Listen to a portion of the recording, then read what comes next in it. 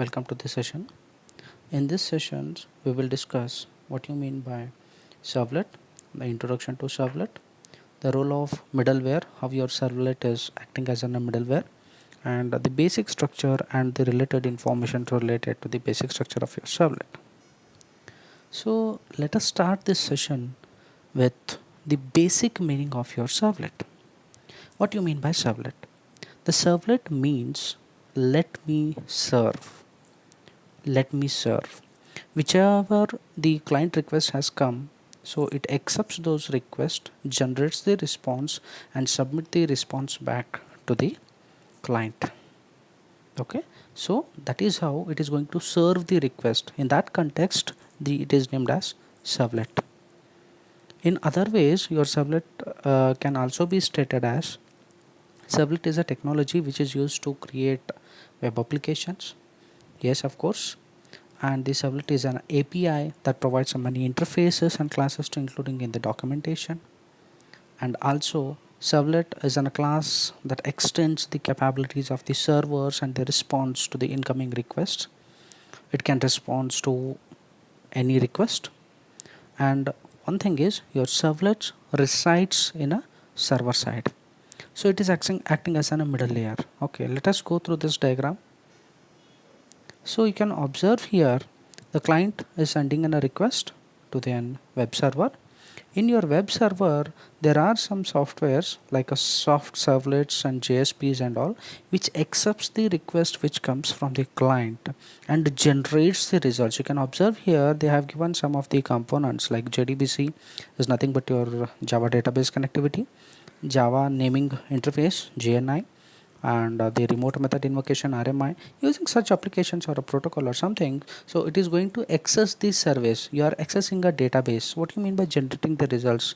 User is expecting some kind of a service from you, so on behalf of a server you are doing the same role. So your servlet accesses the database, or it may be any kind of an application or any service or web service you want as an this thing, so that will be generated, or the result will be generated by your servlets, and after that the results and the response will be sent back to the client in the same format. So in this complete process we have come across the three main stages. Which are those? So first one is the request which has been sent from the client, and then generating the results is the second phase. Third one is sending the response back to the client. In the first request, the explicit request phase, that is in the first stage, there are two types they have mentioned in the request only. First one is implicit data, second one is implicit HTTP request data. Fine. One is explicit data and implicit HTTP request data. Next is generating the results. The request phase has been done, then servlet has accepted and it created that particular response or the result. Then we have to give the response back to the client once again. So the next stage will be the response. Again, in that response we found explicit data and implicit data. What do you mean by this explicit data and implicit data? So let us go through this. Whenever client sends a request, there are two types of data. One is explicit data and one is implicit data. Explicit data means which user normally enters that data in the form of HTML forms, or it may be on a web page or something. Okay, let us take for example, if you are filling an application form for your job or something, so the company requires the basic details from your side that user is going to enter manually or normally user is going to enter. Suppose for example your name, then your phone number, then your email ID, the basic details of the user which he is going to enter manually or the from the user part, that is nothing but your explicit data.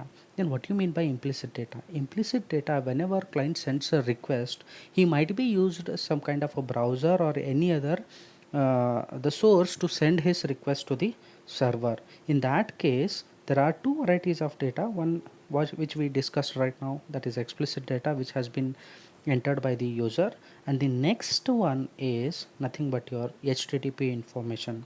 That information, it may be the HTTP information may include cookies, the media types, what type of media types you will be using that particular system or through which you are communicating to the server, compression schemes, and the browser understands in what format or something.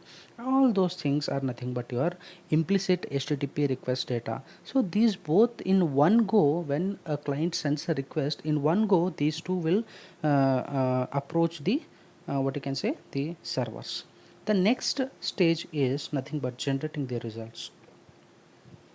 In generating the results, your servlet may talk to the database, or any services needs to be executed using which, so your that process will be carried out in that particular stage. So there it may be using a RMI, that is nothing but your remote method invocation, and the CORBA, which is nothing but your common object request broken architecture. So using which some kind of the applications which are available in Java, using which so you are getting these services and generating the results, and you are responding it in the that particular format. So the second stage is done. Then it comes to the response. As we have gone through request, generating the response, then it comes to the results, then it comes to the third phase is response. In this response, again we do find two types of data. So one is explicit data and one is implicit HTTP response data. So here explicit data is nothing but your document what you have requested for. Okay, you have requested for any kind of the format. It may be in the form of a HTML, or it may be in the form of any binary file like the images or something, or Excel file or something, any compressed format like your zip format or something. What is the actual document which has been sent from the servlet as a part of a server is nothing but your explicit data.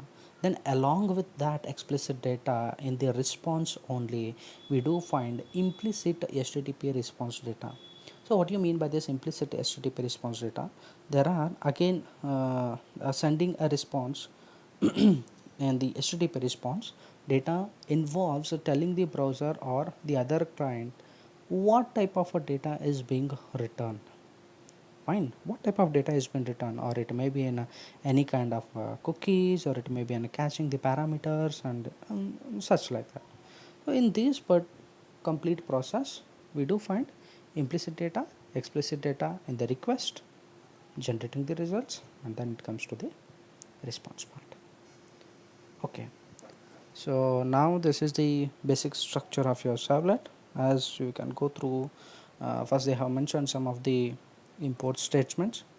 After that, it is nothing but your servlet class, the name of the servlet class, extends HTTP servlet. Fine. In that HTTP servlet class, we do find the methods to communicate. That the first one is using the client, which method he has used. It is based on those particular this thing. So normally they will be using get and post. This in detail we will discuss in the further sessions. So here you can observe that do get as a parameter, do get is expecting and one HTTP servlet request and the request object, the HTTP servlet response and one response object, and the do get method may throw two types of exception, that is servlet exception and the IO exception. Fine. And then it goes to the print writer dot out, which has been provided by your HTTP response. In that we do find the print writer, using which will help you to send the content to the browser, So okay, these are some details just now what we had discussed about the basic structure of your servlet. Okay, typically it extends the HTTP servlet and overrides do get and do post method, depending on whether the data is being sent by the get or by post. In HTML, if client has used the get method, so by default you will be using the do get call, and if it has used the post, and by default it will be a do post call. So based on that, do get and post which client has used in HTML part, so based on that your do get and do post call will be activated. And both your do get and do post take two arguments. Just now we discussed, one is a request object and one is response object. In the HTTP request object, it all takes care of your incoming data, and as HTTP servlet response, it takes care of all your outgoing information. What do you mean by the incoming information or the incoming data, so which your HTTP servlet request holds. The class has the methods by which you can find out the information such as the form data.